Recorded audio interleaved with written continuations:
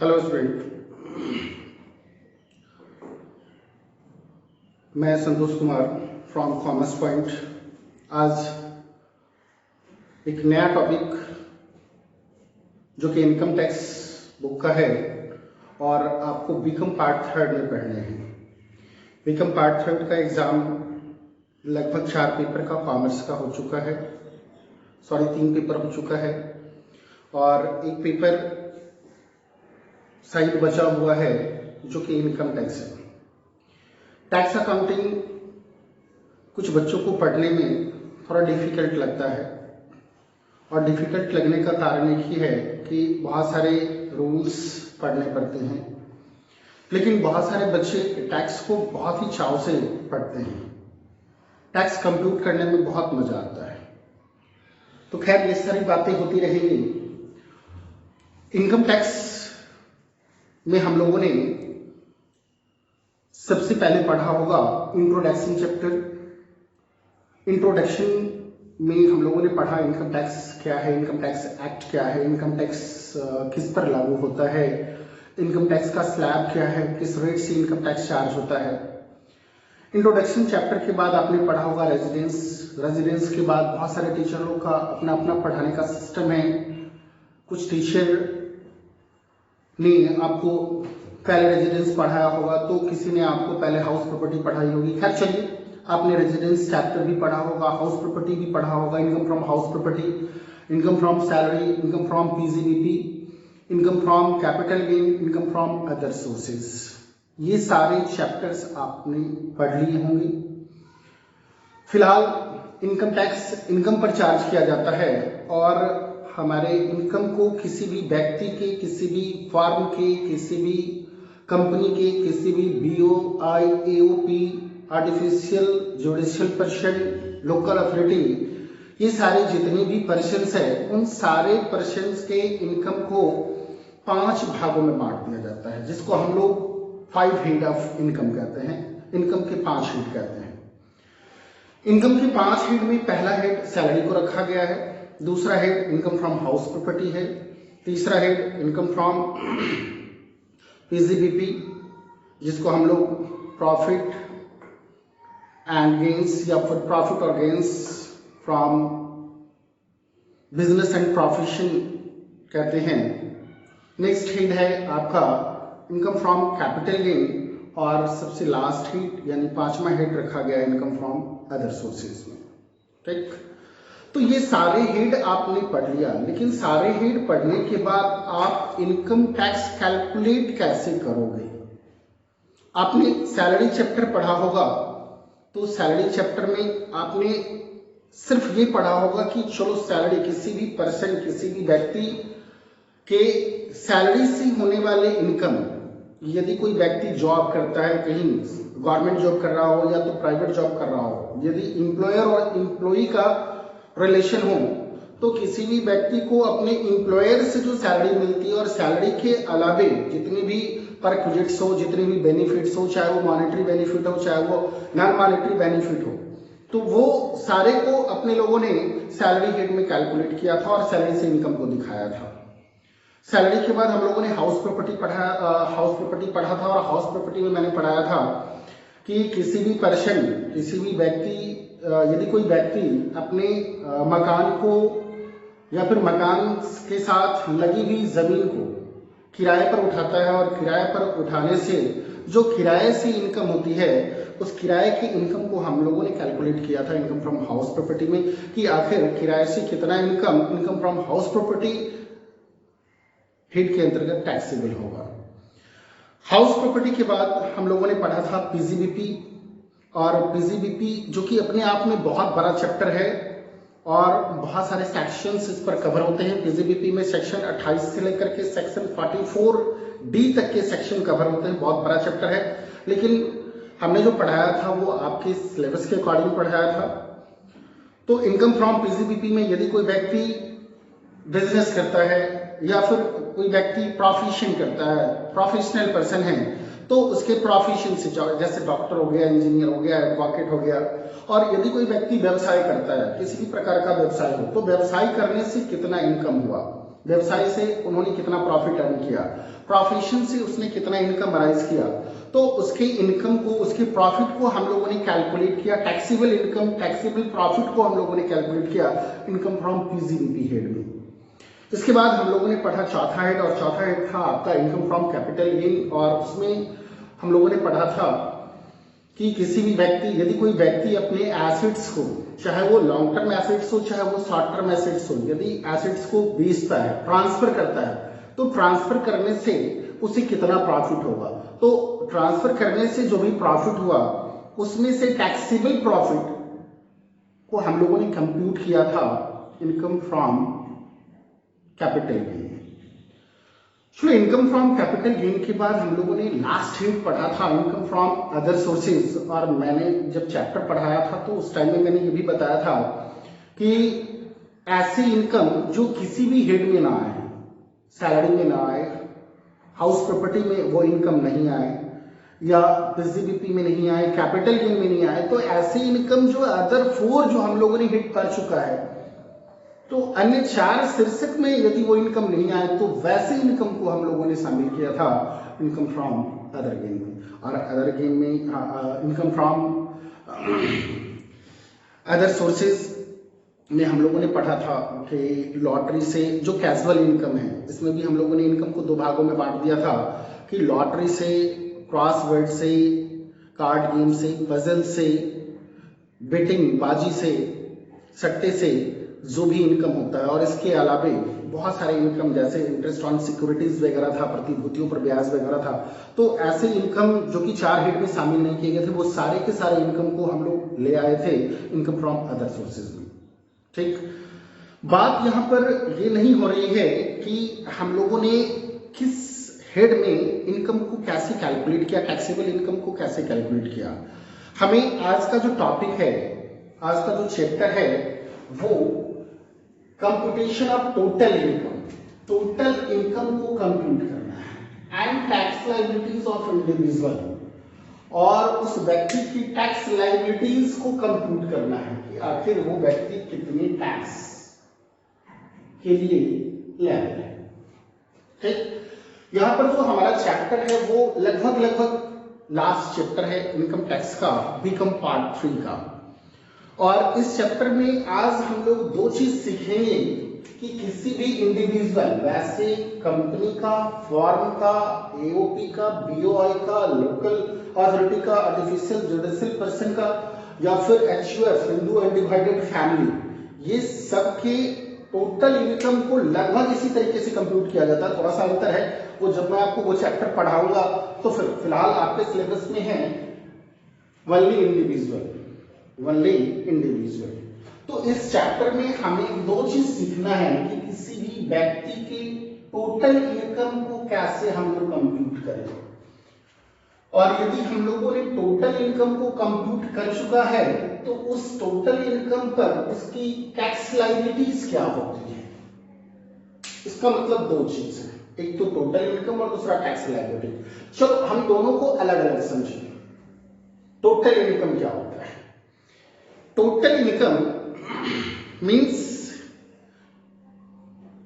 यदि साधारण बोलचाल की भाषा में हम लोग टोटल इनकम का मीनिंग लगाए तो क्या होता है कि किसी व्यक्ति के द्वारा पूरे एक वर्ष में, जिसको हम लोग कहते हैं प्रीवियस ईयर, आप लोगों ने शुरू में ही पढ़ा हुआ previous year, financial year, assessment year, तो किसी व्यक्ति के द्वारा प्रीवियस ईयर में, गत वर्ष में जिन जिन सोर्सेज से इनकम के 5 हेड है, 5 हेड से जितना इनकम अराइज किया है, उन सारे इनकम को यदि जोड़ दोगे तो टोटल इनकम निकल जाएगा। टोटल इनकम, कुल आय, यदि किसी व्यक्ति के 5 हेड के इनकम को यदि आप जोड़ दो तो उस 5 हेड के इनकम के टोटल को ही हम लोग कहते हैं टोटल इनकम। और जब तक आप टोटल इनकम नहीं निकालोगे, किसी भी व्यक्ति के द्वारा अर्जित किया गया, अर्न किया गया या अराइज किया गया टोटल इनकम यदि आप नहीं निकालोगे तो उस टोटल इनकम के अभाव में आप टैक्स लायबिलिटीज भी कंप्यूट नहीं कर सकते हो कि वो व्यक्ति कितना टैक्स देने के लिए जिम्मेदार होगा। चलो, अब टैक्स लायबिलिटीज क्या होती है? टैक्स लायबिलिटी का मतलब होता है कर दायित्व। मैंने एक साल में प्रीवियस ईयर में जितना अर्न किया, जितना कमाया, चाहे जिस सोर्सेज से कमाया, सैलरी से कमाया, हाउस प्रॉपर्टी से कमाया, फिजिबिलिटी से कमाया, कैपिटल गेन से कमाया, या अदर सोर्सेज से कमाया, या फिर मैंने सारे सोर्सेज से कमाया, उन सारे सोर्सेज का टोटल इनकम मेरा कितना है, और उस टोटल इनकम पर हमें इंडियन गवर्नमेंट को कितना टैक्स पेड करना है, इंडियन गवर्नमेंट को कितना टैक्स पेड करना है, इसको हम लोग करते हैं tax liabilities of individual. Okay, समझ में आ रही है?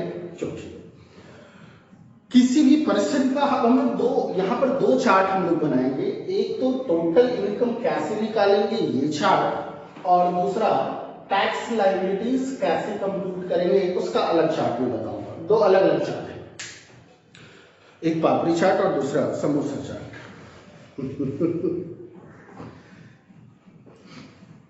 थोड़ा ध्यान आ गया होगा पापड़ी चाट और समोसा चाट का। खैर, आगे चलते हैं, मुंह में पानी ना लाए। हम लोग टोटल इनकम यदि कैलकुलेट करेंगे तो टोटल इनकम को हम लोग तीन भागों में बांटते हैं। पहले ओरली समझ ले, फिर उसके बाद हम लोग चार्ट पे चलेंगे।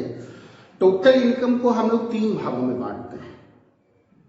First,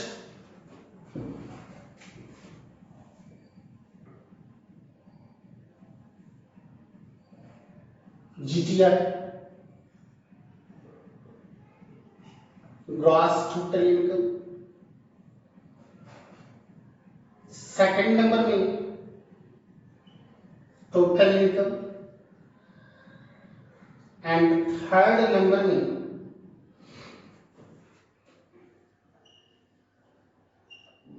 aggregate income. ठीक, यदि हमें टोटल इनकम कहीं निकालने के लिए तो हम लोग इनकम को तीन भागों में बांटेंगे।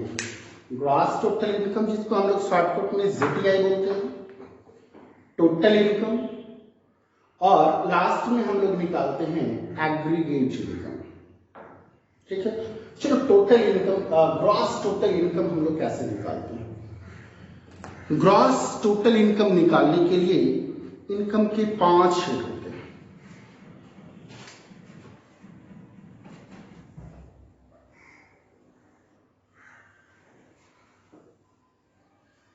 First income from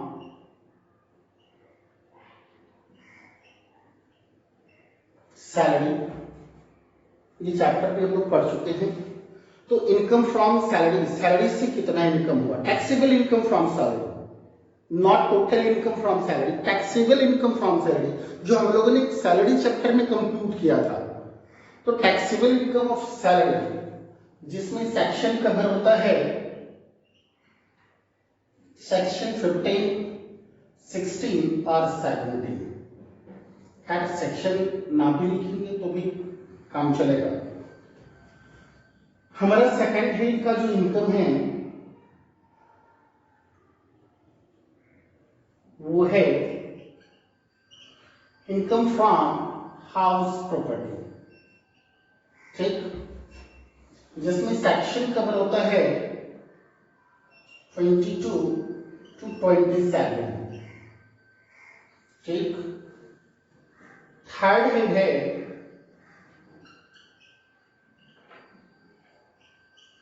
income from PGBP। मैंने चैप्टर के स्टार्ट में ही बताया था कि बहुत बड़ा चैप्टर है और बहुत ही ज्यादा सेक्शन को कवर करता है, और इसका सेक्शन है 28 to 44D। Section 28 to 44D। ठीक, फोर्थ चैप्टर है आपका इनकम फ्रॉम कैपिटल, और income from capital gain, capital assets को ट्रांसफर करने से जो प्रॉफिट अराइज होता है उसको हम लोग इनकम फ्रॉम कैपिटल गेन कहते हैं। और इनकम फ्रॉम कैपिटल गेन में सेक्शन कवर होता है 45 to 55 और लास्ट हेड का इनकम है। अच्छा, इसमें इनकम फ्रॉम कैपिटल गेन में हम लोग इनकम फ्रॉम कैपिटल गेन को दो भागों में बांट देते हैं। एक लॉन्ग टर्म कैपिटल गेन, आपने पढ़ा होगा लॉन्ग टर्म कैपिटल गेन, और दूसरा short term capital gain. Shortcut में हम लोग लॉन्ग टर्म कैपिटल गेन और शॉर्ट टर्म कैपिटल गेन हम लोग कहते हैं इसको, correct. Long term capital gain अलग होगा, शॉर्ट टर्म कैपिटल गेन अलग होगा। लास्ट है इनकम फ्रॉम अदर सोर्सेज। ये सेक्शन कवर करता है सेक्शन 56 to 59, करेक्ट। सबसे पहले ग्रॉस टोटल इनकम हम लोग निकालेंगे, और ग्रॉस टोटल इनकम निकालने के लिए ये पांचों हिट की इनकम को आप जोड़ दो। अच्छा, ये पांचवा जो इनकम आप देख रहे हो, इनकम फ्रॉम अदर सोर्सेज, हम इनकम फ्रॉम अदर सोर्सेज को भी दो भागों में बांटते हैं, एक कैजुअल इनकम और दूसरा अदर इनकम। एक कैजुअल और दूसरा अदर इनकम।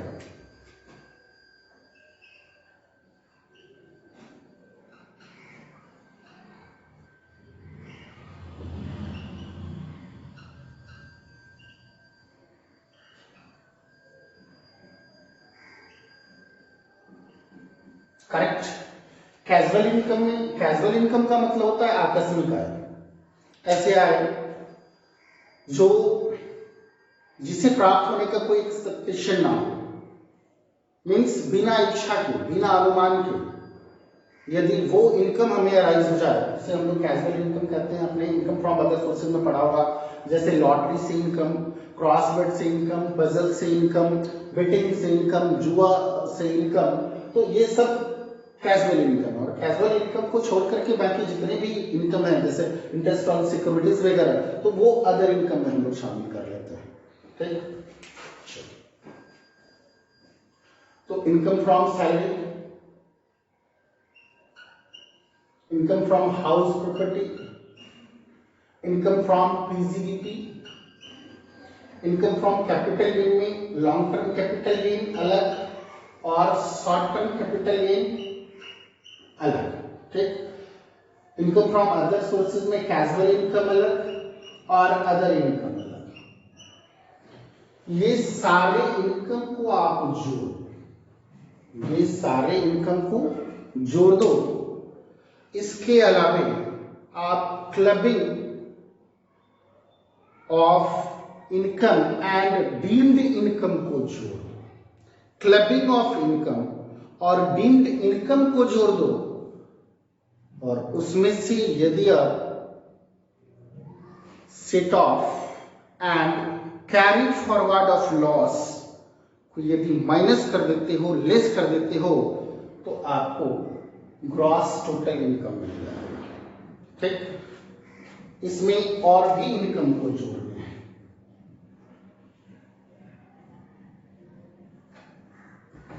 एंड मैंने कहा क्लबिंग, क्लबिंग का मतलब होता है इनकम को मिलाना। क्लबिंग मीन्स इनकम को मिलाना। पहले हम लोग लिख लेते हैं clubbing of income and deemed income को हम लोग जोड़ देते हैं। अब आप लोग सोच रहे होंगे कि सर आपने तो इनकम फ्रॉम सैलरी पढ़ा, हाउस प्रॉपर्टी पढ़ा, पीजीबीपी पढ़ा, कैपिटल गेन भी पढ़ा, अदर सोर्सेज भी पढ़ा, लेकिन आज तक आपने क्लबिंग ऑफ इनकम और डीम्ड इनकम के बारे में कभी नहीं बताया। तो ये clubbing income, clubbing of income और डीम्ड इनकम क्या होता है? क्लबिंग ऑफ इनकम का मतलब होता है, क्लबिंग का मतलब होता है मिलाना। क्लबिंग का मतलब मिलाना, इनकम को मिलाना। ऐसे इनकम ऐसे इनकम जो डायरेक्टली एसएससी का नहीं है और नहीं लीगली कानूनन प्रत्यक्ष रूप से और कानूनन एसएससी का नहीं है, करदाता का नहीं है, लेकिन उस इनकम को करदाता का इनकम, एसएससी का इनकम डीम्ड कर लिया जाता है, मान लिया जाता है। ये डीम्ड इनकम को ही हम लोग क्लबिंग ऑफ इनकम कहते हैं। यानी ऐसे आय जो करदाता ने अर्न नहीं किया, एसएससी ने अर्न नहीं किया है, बल्कि एसएससी यदि अपने एसेट्स को, एसएससी यदि अपने एसेट्स को यूं ही ट्रांसफर कर दिया कुछ समय के लिए और उस एसेट्स का यदि इनकम, फॉर एग्जांपल मैं एक एग्जांपल दे रहा हूं, मैं क्लबिंग ऑफ इनकम को अलग से बताऊंगा, इसलिए स्टार बना रहा हूं। क्लबिंग ऑफ इनकम और डीम्ड इनकम को भी अलग से बताना है। लिस्ट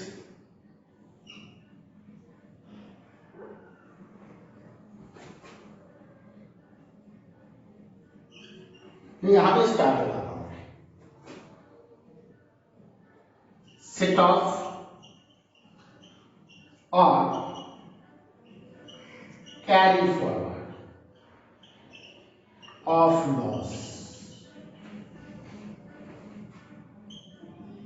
लॉसेस कर दो, इसको यदि माइनस कर दो तो आपका जो अमाउंट आएगा, रिजल्ट आएगा, उसको हम लोग कहेंगे gross total income. Correct, gross total income, मैं इसी की बात कर रहा था। यहां पर आपको ये समझ में आ गया होगा सैलरी, हाउस प्रॉपर्टी, पीजीपीपी और कैपिटल गेन, अदर सोर्सेज, ये आपने पढ़ा तो समझ में आ गया होगा। लेकिन आपने क्लबिंग ऑफ इनकम और डीम्ड आपने नहीं पढ़ा, डीम्ड आपने नहीं पढ़ा, इसलिए आपको वो समझ में नहीं आ रहा होगा।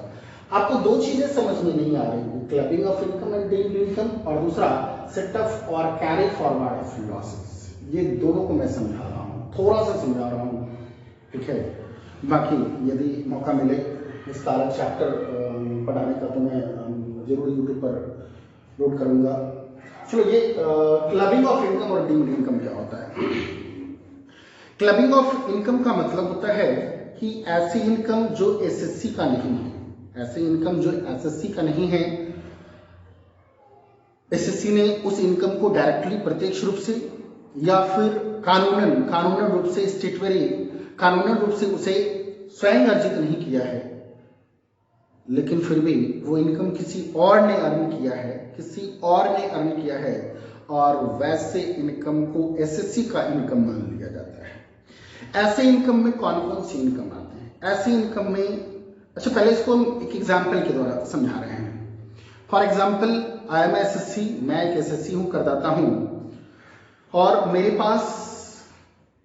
पास दो टैक्सी है।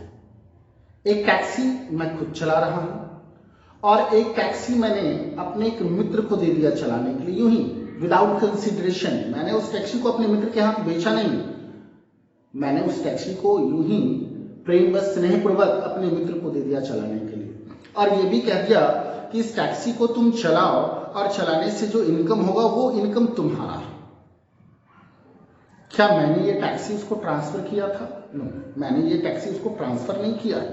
ऑनरशिप राइट का ट्रांसफर नहीं हुआ, वो टैक्सी मेरा ही है।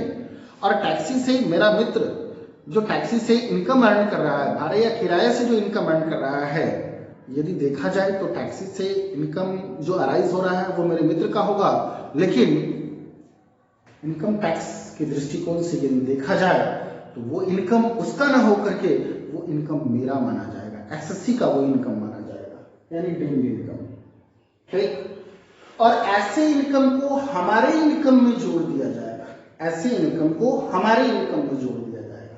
तो कौन कौन से ऐसे इनकम हैं जिन्हें क्लबिंग, वो तो मैं जब चैप्टर पढ़ाऊंगा तो सारा का सारा मैं बता दूंगा कि क्लबिंग ऑफ इनकम क्या होता है, कौन कौन सी इनकम। फिलहाल मैं 2-4 इनकम ऐसे बता रहा हूं।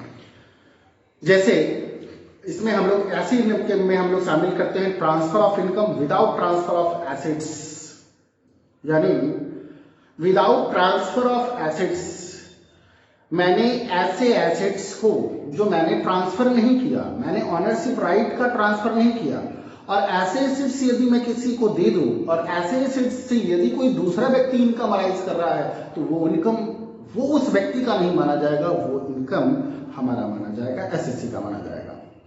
इसके बाद है रिवोकेबल ट्रांसफर ऑफ एसेट्स, खंडनीय हस्तांतरण, अखंडनीय हस्तांतरण, income from assets transfer to son's wife. यदि हम अपने बेटे के पत्नी को, जिसको हम लोग कहते हैं कन्या, तो हम अपने बेटे की पत्नी को कोई एसेट्स ट्रांसफर कर दें और उस एसेट से हमारे बेटे की जो वधू है वो अर्निंग करे, कमाए, तो वो इनकम उसका नहीं माना जाएगा, वो इनकम हमारा इनकम माना जाएगा और एसएससी के इनकम में वो जोड़ दिया जाएगा।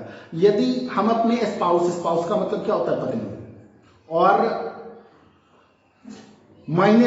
मेजर नहीं, माइनर चाइल्ड, यदि हमारे बच्चे जो कि माइनर है और इस माइनर चाइल्ड में हम बच्ची को भी शामिल करते हैं, शादीशुदा यदि बच्ची और यदि वो माइनर है, तो जितने भी माइनर है हमारे बच्चे हैं जिनकी उम्र 18 वर्ष नहीं, 18 वर्ष से कम की आयु के हैं, यदि वो बच्चे भी अर्निंग करते हैं, लेकिन इसमें भी अपवाद है, यदि आप चैप्टर पढ़ोगे तो अपवाद है। यदि वो बच्चे, हमारे बच्चे यदि माइनर हैं और यदि अपने टेक्निकल क्षमता का उपयोग करके, अपने तार्किक क्षमता का उपयोग करके यदि वो अर्निंग करते हैं, शारीरिक श्रम करके यदि वो अर्निंग करते हैं, तो फिर उसको क्लबिंग नहीं माना जाएगा, वो उसका इनकम माना जाएगा।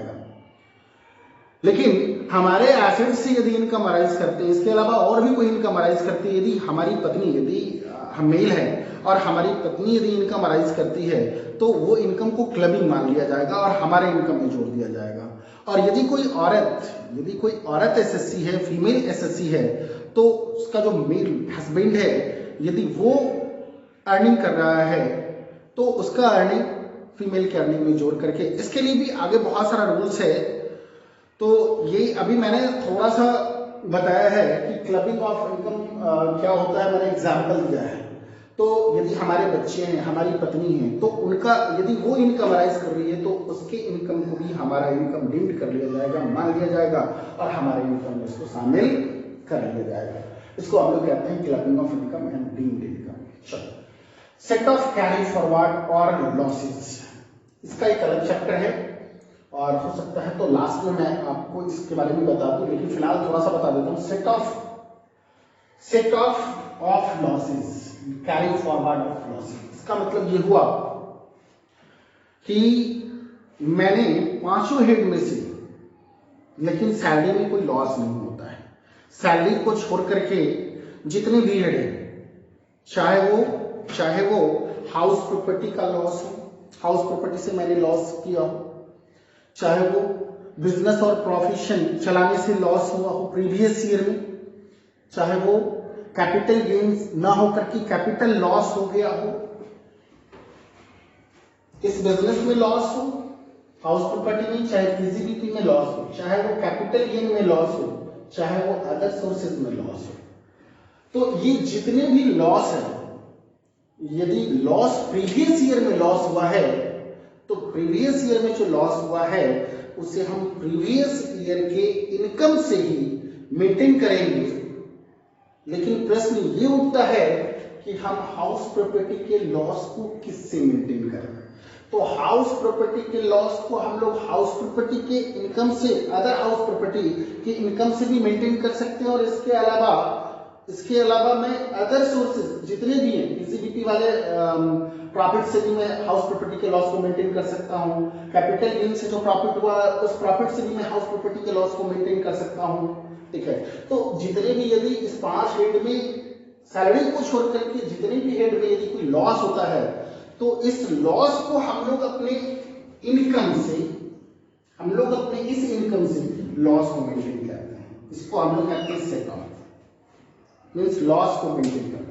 And carry forward of losses, इसका मतलब ये हुआ, कैरी फॉरवर्ड ऑफ लॉसेस का मतलब ये हुआ कि कुछ लॉसेस ऐसे हैं जो प्रीवियस ईयर से भी पहले वाले ईयर का, ये जस्ट प्रीसीडिंग प्रीवियस ईयर का लॉस जिसको हम लोग कहते हैं set of, just preceding previous year के लॉस को हम लोग कहते हैं सेट ऑफ। और previous year, just preceding previous year से भी पहले वाले ईयर का यदि कोई लॉस हो चुका है और वो लॉस हमारे इनकम से मेंटेन नहीं हुआ है, तो वैसे लॉस को भी हम लोग यहां मेंटेन करेंगे। कुछ लॉस 8 वर्षों तक मेंटेन होता है, तो कुछ लॉस ऐसे होते हैं जो 4 वर्षों तक ही मेंटेन होता है। तो हम इसके लिए एक चार्ट अलग से देने वाले हैं, सेट ऑफ और कैरी फॉरवर्ड लॉस। उस चार्ट में मैं बताऊंगा कि हाउस प्रॉपर्टी से यदि लॉस हुआ है तो उस लॉस को हम लोग किस तरह के इनकम से मेंटेन करेंगे और कब तक इन फ्यूचर भविष्य में हम उस लॉस को कब तक मेंटेन कर सकते हैं। और इसके अलावा पीसीपीपी, कैपिटल गेन और अदर सोर्सेज में भी तो है कैजुअल इनकम, तो अदर सोर्सेज से जो लॉस हुआ है, कैपिटल गेन से जो लॉस हुआ है, सॉरी बिजनेस और प्रोफेशन से जो लॉस हुआ है, कैपिटल एसेट्स को ट्रांसफर करने से जो लॉस हुआ है, हाउस प्रॉपर्टी से जो लॉस हुआ है, तो इन लॉस को हम लोग किस तरह के इनकम से मेंटेन करेंगे, कब तक मेंटेन करने का राइट है, कब तक मेंटेन करने का अधिकार है, इसके लिए मैं अलग से चार्ट बता देता हूँ। ठीक है, फिलहाल अभी ये चार्ट मैं नहीं बताऊंगा। चलो ग्रॉस टोटल इनकम समझ में आया। ग्रॉस टोटल इनकम ओरली एक बार फिर से समझ ली, पांचों हेड के इनकम को जोड़ दे, clubbing of income and linked income को भी जोड़ दे उसमें, और set off and carry forward of losses को आप उसमें से घटा दो, आपका निकल गया ग्रॉस टोटल इनकम। करेक्ट। अब हमें निकालनी है टोटल इनकम। कौन सी इनकम निकालना? Total income. Gross total income में से आप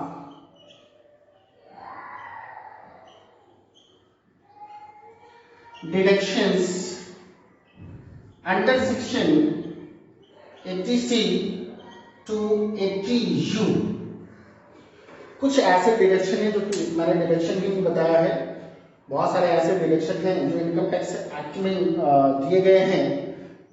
तो ये डिडक्शन 80C से लेकर के 80U तक के सेक्शन को कवर करता है, और ऐसे डिडक्शंस हमारे इनकम को कम करते हैं।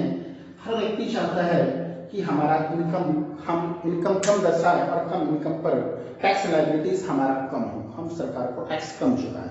तो इसके लिए गवर्नमेंट ने कुछ डिडक्शंस दिए हैं, कुछ कटौती दी है, जिसको सेक्शन 80C से 80U तक में रखा गया है।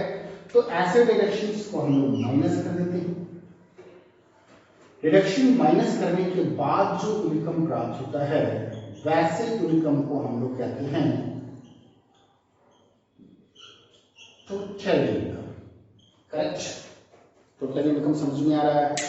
चलो, अब टोटल इनकम जरा सा समझें। डिडक्शन को हमने माइनस कर दिया सेक्शन 80C to 80U।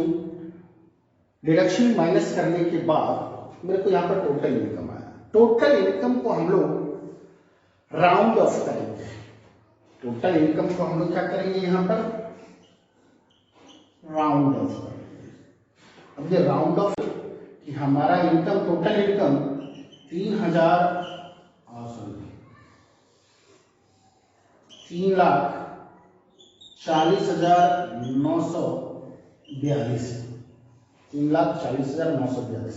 इसको राउंड ऑफ करना है। राउंड ऑफ का मतलब 10 के अप्रॉक्स में लाना है, 10 के सन्निकट में लाना है। तो यदि हमारा लास्ट वाला जो संख्या है, लास्ट वाला जो संख्या उसको 0 में लाना है, इसको हम लोग कहते हैं राउंड ऑफ।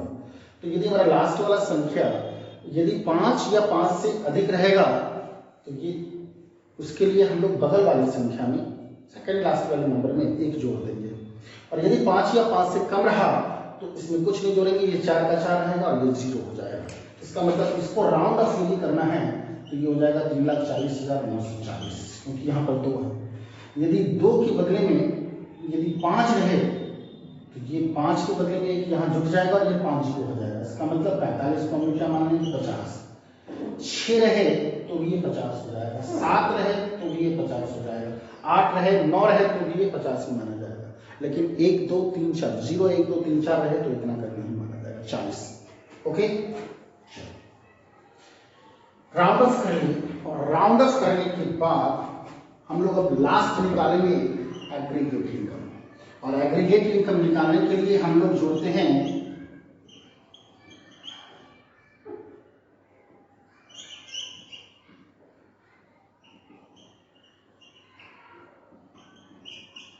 एग्रीकल्चरल इनकम, कृषि आय जिसको हम लोग कहते हैं।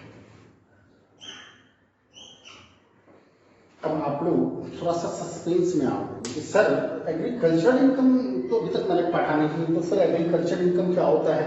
एग्रीकल्चर इनकम का मतलब कृषि से है। जैसे आपकी जानकारी के लिए आपको बता दूं कि हमारे लिए एग्रीकल्चर इनकम टैक्स फ्री है। अब कहोगे सर टैक्स फ्री है, इस पर टैक्स नहीं लगता है, तो फिर हम क्यों जुड़ रहे हैं। तो एग्रीगेट इनकम लाने के लिए कि वास्तव में हमारा टोटल इनकम क्या है जिस पर टैक्स कैलकुलेट किया जाएगा। फिलहाल के लिए एग्रीकल्चर इनकम हम लोग जोड़ देते हैं और बाद में जितना इनकम मैंने जोड़ा है उस पर टैक्स चार्ज भी हो जाता है, और बाद में हम लोग क्या करते हैं, जितना इनकम मैंने जोड़ा है उस इनकम पर टैक्स कैलकुलेट करके, अभी तो 5% वाला टैक्स चल रहा है, तो उस पर टैक्स कैलकुलेट करके हम लोग टैक्स में से उस टैक्स एग्रीकल्चर वाले इनकम का टैक्स घटा देते हैं, एग्रीकल्चर वाले इनकम का टैक्स माइनस कर देते हैं। अभी मैं एग्रीकल्चर इनकम को इसमें जोड़ूंगा और जब बाद में मैं टैक्स लायबिलिटीज निकालूंगा, टैक्स कैलकुलेट करूंगा, तो उस टैक्स में से एग्रीकल्चर इनकम पर जो टैक्स निकलेगा वो टैक्स उस टैक्स में से घटा दिया जाएगा। अब यहां पर भी थोड़ा सा आपको ध्यान देना पड़ेगा, एग्रीकल्चर इनकम में थोड़ा सा ध्यान देना पड़ेगा, ठीक।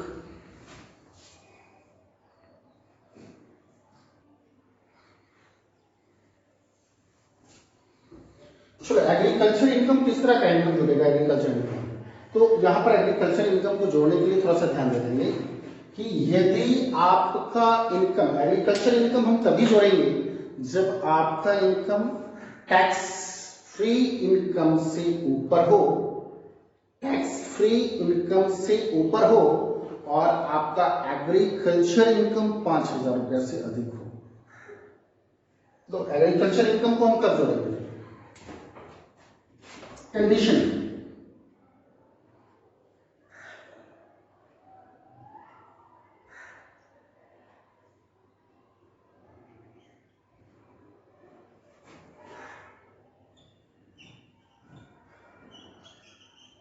इस टोटल इनकम, ये टोटल इनकम, चलिए लिख देते हैं यहाँ पर हिंदी में ही,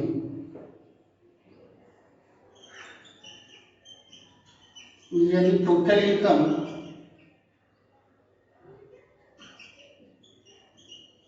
टैक्स फ्री इनकम या एग्जेप्टेड इनकम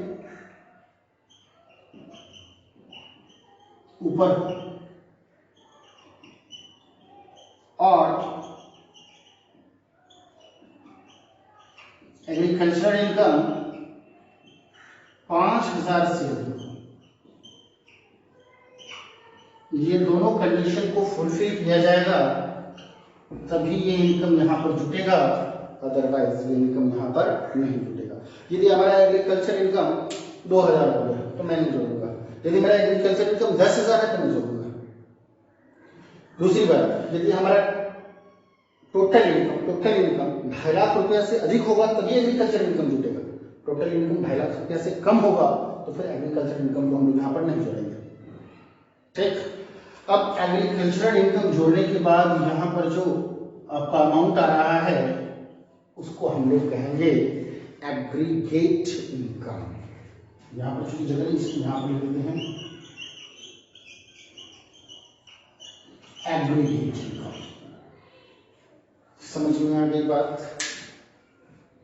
हम लोगों ने ग्रॉस टोटल इनकम कैसे निकाला, 5 है, जोड़ दो। सेकंड नंबर में clubbing of income and being income को भी जोड़ दो। थर्ड नंबर में सेट ऑफ और कैरी फॉरवर्ड ऑफ लॉस को घटा दो। फोर्थ नंबर में तब आपका ग्रॉस टोटल इनकम आ जाएगा। ग्रॉस टोटल इनकम के बाद आप डिडक्शंस जो आपको 80C से लेकर के 80U तक मिल रहे हैं आप डिडक्शन ले लो। डिडक्शन लेने के बाद आपका टोटल इनकम घटेगा, ठीक। ग्रॉस टोटल इनकम अधिक होगा, टोटल इनकम कम होगा क्योंकि डिडक्शन मिल रहा है। चलो डिडक्शन मिलने के बाद टोटल इनकम निकला, टोटल इनकम में आप एग्रीकल्चर इनकम को जोड़ दो, आपका कौन सा इनकम आ गया, एग्रीगेट इनकम आ गया। कोई डाउट? इसको आप चाहो तो उतार सकते थे। आगे हम लोग अब टैक्स लायबिलिटीज सीखेंगे। टैक्स लायबिलिटीज किस तरह से हम अपने एग्रीगेट इनकम पर नॉट टोटल इनकम पर। एग्रीगेट इनकम पर टैक्स कैलकुलेट करेंगे। एग्रीगेट इनकम पर टैक्स कैलकुलेट करने के लिए, एग्रीगेट इनकम पर टैक्स कैलकुलेट करने के लिए हम लोग सबसे पहले क्या करते हैं, ये जो आपका एग्रीगेट इनकम है, इस पर टैक्स कैलकुलेट करने के लिए हम लोग ऐसे इनकम पर टैक्स पहले से कैलकुलेट कर लेते हैं जिसका स्पेशल रेट है। अब हम लोग स्लैब पर आएंगे, स्लैब रेट के अकॉर्डिंग हम लोग टैक्स चार्ज करेंगे। लेकिन इस इनकम में, इस एग्रीगेट इनकम में कुछ इनकम ऐसे भी शामिल है, कुछ इनकम ऐसे भी शामिल हैं जिन पर स्लैब नहीं लगता है। इसका मतलब है वो 5%, 20%, 30%, ये स्लैब इस पर नहीं लगता है। इस इनकम में से, इस इनकम में ऐसे इनकम जिसके लिए स्पेशल रेट बना हुआ है, पहले उस इनकम को निकाल कर उस पर स्पेशल रेट से जो टैक्स है वो टैक्स को हम लोग अलग से कैलकुलेट कर लेते हैं। और ऐसे चार इनकम हैं जिस पर स्पेशल रेट से टैक्स चार्ज होता है। पहले इसको मैं मिटा दूं।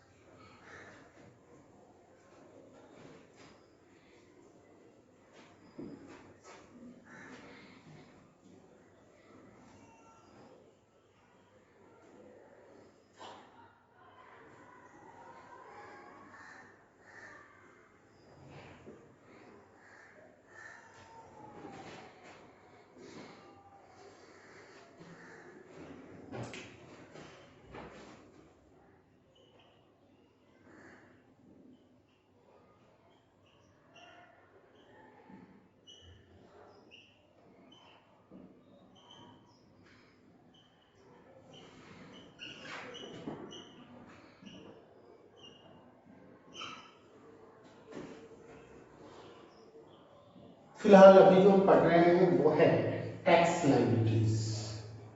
हमारी एग्रीगेट इनकम पर, हमारे टोटल इनकम पर टैक्स कितना कैलकुलेट किया जाएगा, ठीक, टैक्स कितना कैलकुलेट किया जाएगा।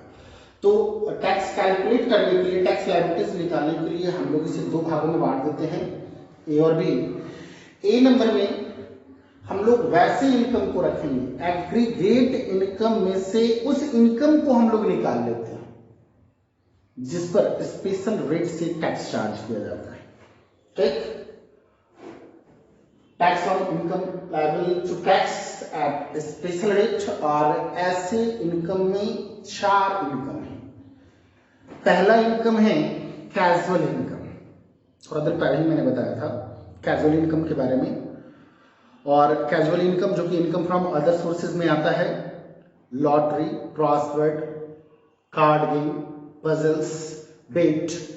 तो ये लॉटरी से, जुए से, बाजी से, क्रॉसवर्ड से, पजल से जो भी इनकम अराइज होता है उस इनकम को हम लोग कैजुअल इनकम कहते हैं। और कैजुअल इनकम को कभी भी हम लोग स्लैब में शामिल नहीं करते हैं। कैजुअल इनकम पर 30% की दर से टैक्स चार्ज किया जाता है। इसका मतलब है जितने भी कैजुअल इनकम होंगे, एग्रीगेट इनकम में से उस इनकम को निकाल लो और कैजुअल इनकम पर 30% की दर से। बी नंबर में कैजुअल इनकम के बाद short term capital gain, short term capital gain वो स्लैब में आता है। Short term capital gain slab में आता है, लेकिन long term capital gain slab में नहीं आता है। स्लैब का मतलब जिस पर स्लैब रेट से टैक्स चार्ज हो।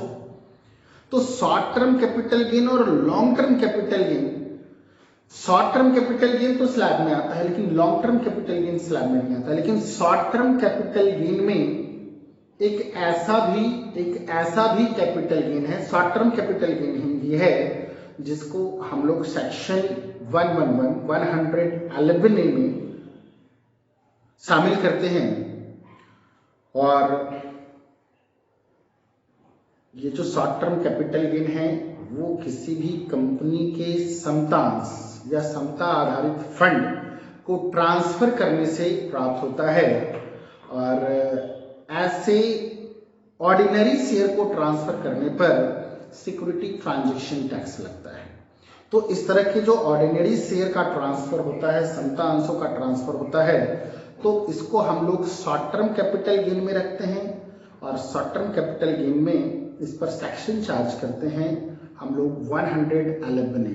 तो ये अपवाद है, सारे शॉर्ट टर्म कैपिटल गेन को स्लैब रेट में शामिल करेंगे, स्लैब रेट से टैक्स चार्ज करेंगे, लेकिन 111A में जो शॉर्ट टर्म कैपिटल गेन होगा उस पर हम लोग 15% की दर से टैक्स चार्ज करेंगे।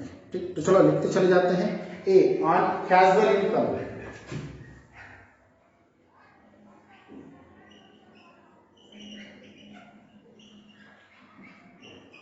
कैजुअल इनकम, अब जितना भी कैजुअल इनकम होगा इस पर 30% की दर से।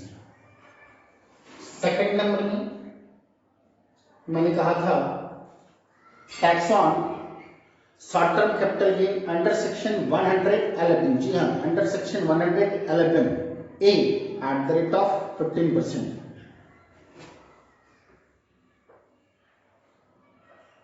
Tax on short term capital gain under section 111A at the rate of 15%। किस तरह के शेयर्स हैं, सॉरी किस तरह का ये कैपिटल गेन है? मैंने कहा किसी भी कंपनी के ऑर्डिनरी शेयर, किसी भी कंपनी के ऑर्डिनरी शेयर या किसी भी कंपनी के ऑर्डिनरी शेयर या equity oriented fund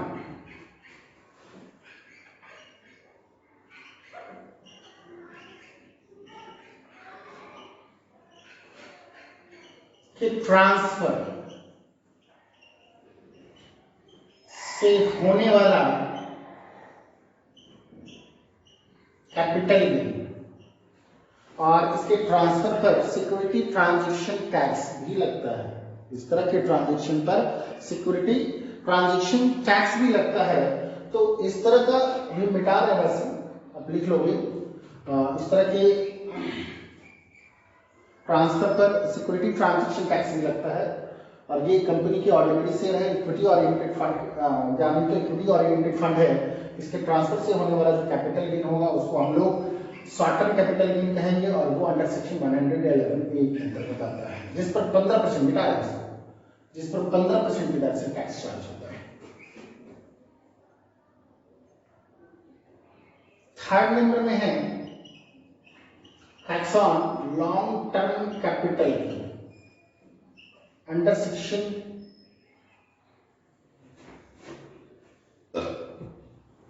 112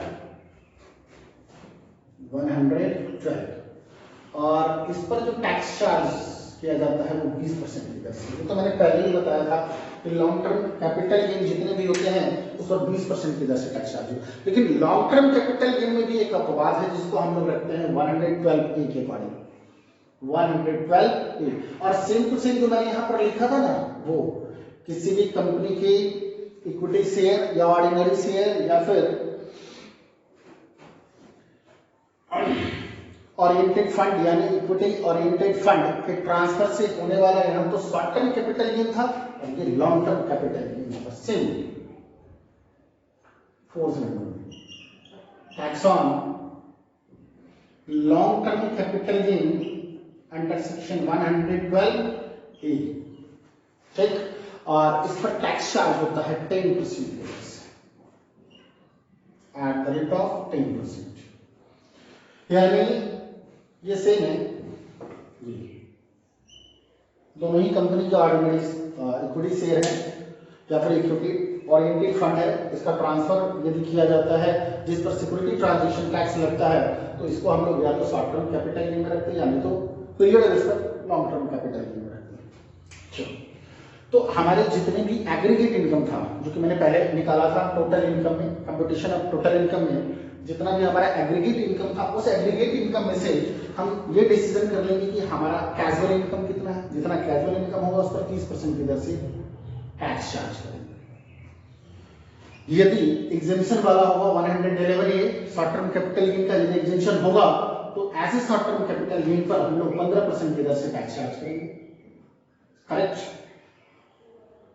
long term capital gain जितना भी होगा, लॉन्ग टर्म कैपिटल एसेट्स को ट्रांसफर करने से जो प्रॉफिट हुआ होगा वो लॉन्ग टर्म कैपिटल गेन है, और लॉन्ग टर्म कैपिटल गेन जितना भी होगा उस पर 20% की दर से डायरेक्टली हम लोग टैक्स चार्ज करेंगे।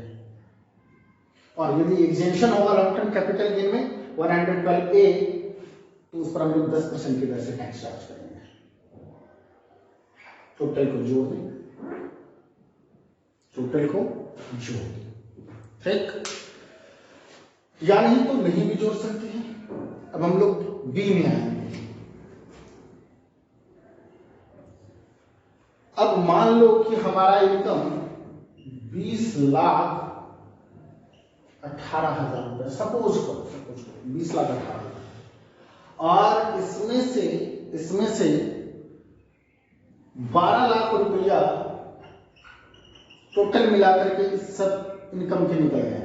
फर्स्ट सेकंड थर्ड फोर्थ जो भी हो, casual income, short term capital gain, exemption वाला लॉन्ग टर्म कैपिटल गेन, ये सब का 12 लाख मैंने निकाल दिया। ये तो 12 लाख का जो टैक्स कैलकुलेट हुआ वो स्पेशल रेट से टैक्स चार्ज कर दिया गया। तो अब मेरे पास बचे कितने? 8,18,000। अब 8,18,000 रुपया को हम क्या बोलेंगे? 8,18,000 को हम लोग बोलेंगे balance of income. Balance of income. तो ये जो हो गया हमारा बैलेंस ऑफ इनकम हो गया। तो टैक्स ऑन बी नंबर में लिखेंगे tax on balance of income. Balance of income. अब जो इनकम 8,18,000 बचा है, अब हम लोग स्लैब में आएंगे। स्लैब के बारे में पता है, जो फर्स्ट चैप्टर ही बताया गया था तो उसी में आपको स्लैब बताया गया था। 2,50,000 स्लैब हमेशा घटता बढ़ता रहता है।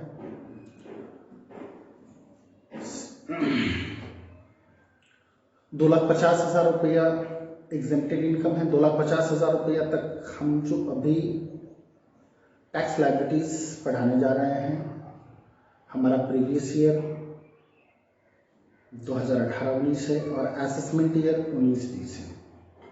ठीक, असेसमेंट ईयर 2019-20 है।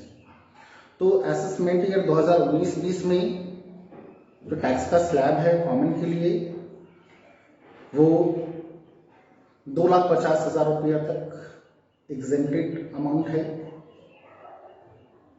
एग्जेम्प्टेड इनकम है, इस पर कोई भी टैक्स चार्ज नहीं होता है। 2,50,000 से जब भी आप ऊपर जाएंगे 5 लाख रुपया तक, ठीक, यानी अगले 2.5 लाख रुपया पर 5% की दर से आपको टैक्स देने होंगे। 5 लाख रुपया से आप ऊपर जाते हो 10 लाख रुपया तक, यानी अगले 5 लाख रुपया तक आपको उस पर 20% की दर से टैक्स देने होंगे। 10% हट चुका है। और 10 लाख रुपया से ऊपर की इनकम पर आपको 30% की दर से टैक्स देने होंगे। क्लियर है? चलो फिलहाल अभी हम ऑन 2,50,000 बैलेंस अमाउंट 8,18,000 रुपया में से 2,50,000 रुपया पर टैक्स हो गया नहीं है। ठीक, 2,50,000 पर टैक्स हो गया नहीं। Tax on next income ₹2,50,000।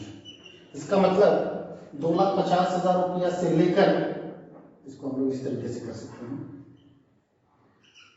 2,50,000 एक से लेकर के 5 लाख रुपए की इनकम। कितना percent? 5%, at the rate of 5%. चलो अब इसको मैं मिटा रहा हूं।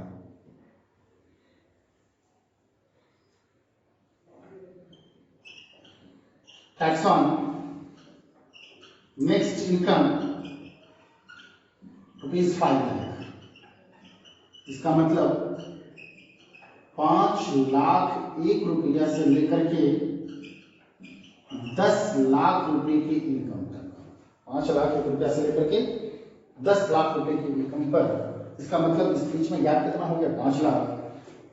इस पर टैक्स चार्ज किया जाएगा 20%। क्लियर है? और टैक्स ऑन, इसको मैं हटा देता हूं क्योंकि अभी बहुत सारे लिखे हैं। टैक्स ऑन इनकम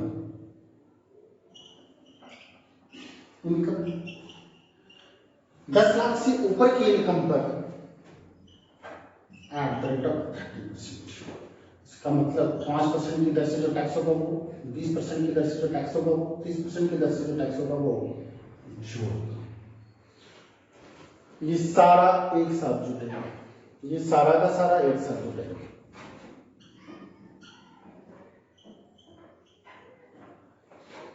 अब इसमें से मैंने कहा था, जब टोटल इनकम मैंने कैलकुलेट किया था तो एग्रीगेट इनकम निकालने के लिए, याद है मैंने एग्रीकल्चर का इनकम जोड़ा था ना, एग्रीकल्चर इनकम।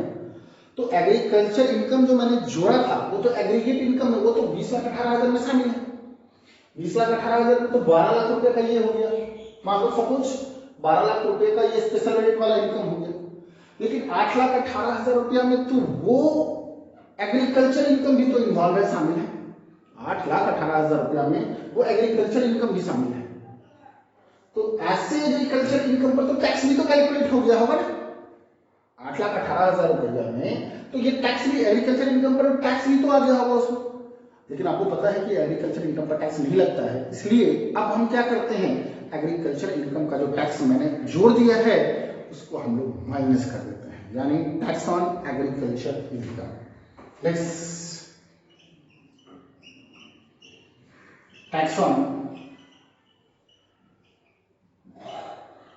Agriculture income. मैंने जितना एग्रीकल्चर इनकम जोड़ा था एग्रीगेट इनकम बनाने के लिए, उस इनकम पर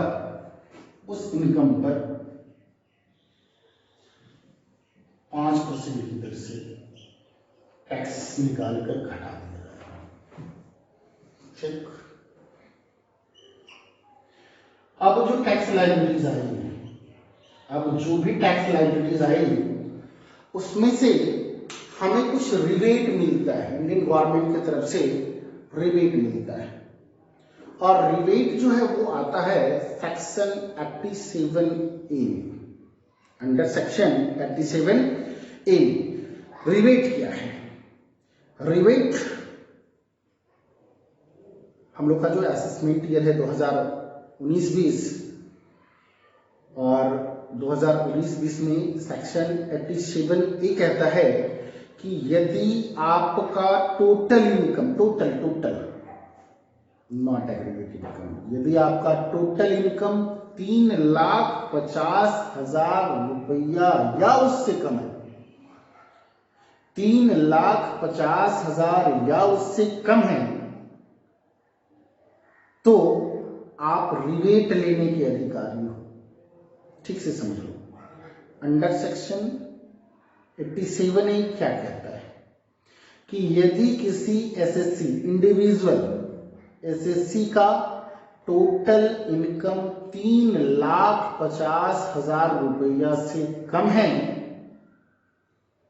3,50,000 या उससे कम, या तो 3,50,000 या उससे कम है, 3,50,000 से अधिक नहीं होना चाहिए, 3,50,000 या उससे कम है, तो ऐसी स्थिति में जितना टैक्स लायबिलिटीज क्लियर हुआ है, देना है, उसमें से 2,500 रुपया का रिबेट मिल जाएगा आपको। अगर सर यहाँ पर 2,000 टैक्स लायबिलिटीज हुआ है, इसका मतलब पूरा का पूरा 2,000 मिल जाएगा। अप टू 2,500 2500 रुपया तक का रिबेट मिलेगा। यदि यहाँ 3500 है टैक्स लायबिलिटीज तो 2500 रुपये का रिबेट मिलेगा, मिनिमम 2500, उससे ज्यादा नहीं मिल सकता है। सॉरी, मैक्सिमम का तो 2500, उससे ज्यादा नहीं मिल सकता है।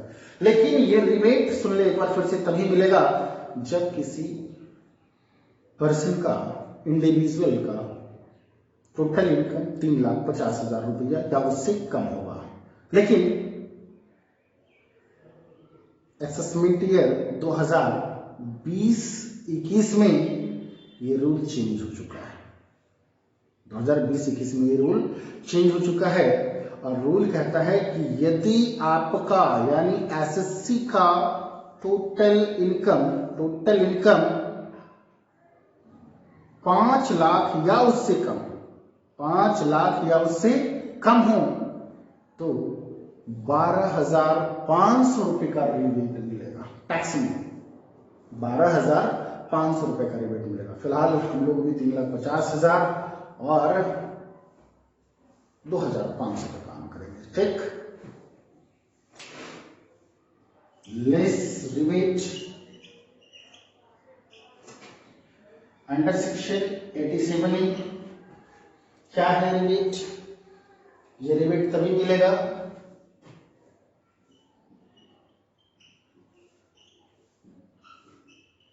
टोटल इनकम 3,50,000 रुपया या उससे कम हो तो 2,500 रुपया तक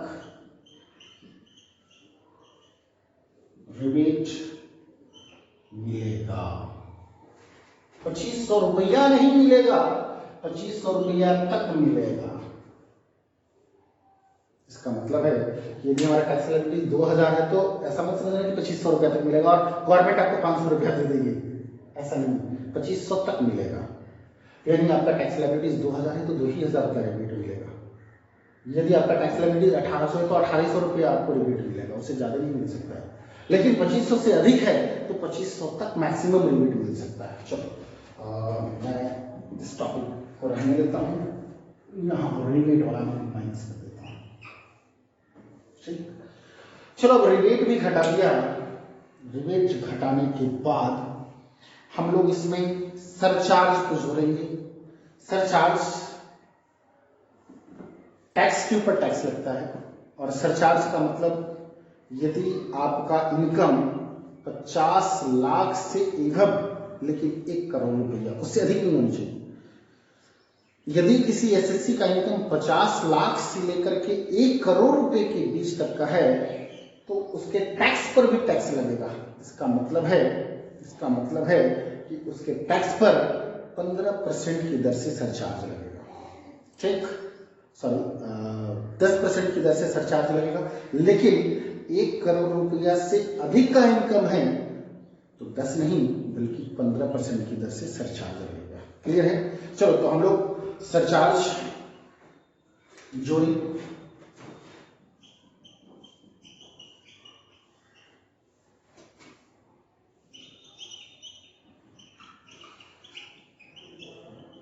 सरचार्ज तभी जुटेगा, वो भी सरचार्ज कितना परसेंट, 10% या 15%, कब 10% का 15%, कब 10% का 15%। तो इनकम यदि 1 करोड़ से एबव होगा तो 15%, इनकम यदि 1 करोड़ से कम लेकिन 50 लाख से अधिक होगा तो 10%, ठीक।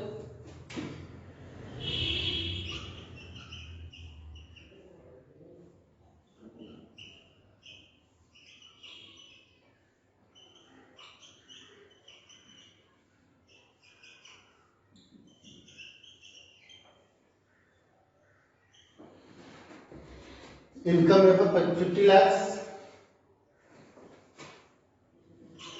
बट नॉट एक्सीड 1 करोड़ तो सरचार्ज कितना 10%, और अबव 1 करोड़ तो सरचार्ज कितना 15%। जोड़ दो। चलो सरचार्ज के बाद अब शिक्षा कर का नाम आपने सुना होगा, हेल्थ एंड एजुकेशन सेस, जिसको हम लोग कहते हैं स्वास्थ्य और शिक्षा कर। जो कि 4% की दर से जोड़ा जाता है, टैक्स के ऊपर ही 4% की दर से। ठीक, अब इसी में हम लोग जोड़ रहे हैं एंड इन हैंड एजुकेशन से ऊपर जिसको हम लोग कहते हैं, ठीक, at the rate of 4%, at the rate of 4%। इतना जोड़ने के बाद ये आपका आ गया ग्रॉस टैक्स। कॉलेज सर अभी भी ग्रॉस टैक्स ही निकला है? यस, ये कौन सा टैक्स निकला? ग्रॉस टैक्स निकला। ठीक, चलो अब ग्रॉस टैक्स का मतलब टोटल टैक्स लायबिलिटीज, यानी हमें इतने टैक्स भरने हैं, हमें ग्रॉस टैक्स के बराबर टैक्स भरने हैं, रिटर्न भरने हैं, इंडियन गवर्नमेंट को पेड करना है, टैक्स डिपार्टमेंट को इतना टैक्स पेड करना है। लेकिन हम कुछ टैक्स यदि एडवांस में पेमेंट कर चुके हों, एडवांस में पेमेंट कर चुके हों, या फिर इन सारे इनकम पर हो सकता है कि हमारे सैलरी पर हमारा एम्प्लॉयर टैक्स काट करके हमें सैलरी दिया हो। इसका मतलब है, लेकिन यहां जो सैलरी टोटल सैलरी लिखा था, टैक्स काटने के बाद वाला सैलरी नहीं। यदि टैक्स काटने के बाद वाला सैलरी होगा तो सैलरी चैप्टर में आपने पढ़ा होगा कि वो टैक्स को हम लोग जोड़ देते हैं, टीडीएस को जोड़ देते हैं, यानी टैक्स काटने से पहले वाला सैलरी। इसका मतलब ये हुआ कि अब ग्रॉस टैक्स में से दो चीजें को माइनस कर दो। एक, एडवांस टैक्स को माइनस कर दो यदि एडवांस में हम टैक्स पे कर चुके हैं तो, और दूसरा टीडीएस को माइनस कर दो। टीडीएस हम लोग किसको कहते हैं? टीडीएस का मतलब होता है कि हमने अपने जितने इनकम पर टैक्स कैलकुलेट किया, हमारा जितना टैक्स है, और यदि इस इनकम पर यदि पहले से मैं टैक्स दे चुका हूं, फॉर एग्जाम्पल देखिए, यहां जो आप देख रहे हो कैजुअल इनकम, कैजुअल इनकम पर हमारा टैक्स कट जाता है। अब जैसे लॉटरी है, विनिंग ऑफ लॉटरी, लॉटरी से जो जीत की राशि है वो हमें टैक्स काट करके मिलती है। इसका मतलब कि मैं तो टैक्स भर चुका हूं, इसको हम लोग कहेंगे टीडीएस।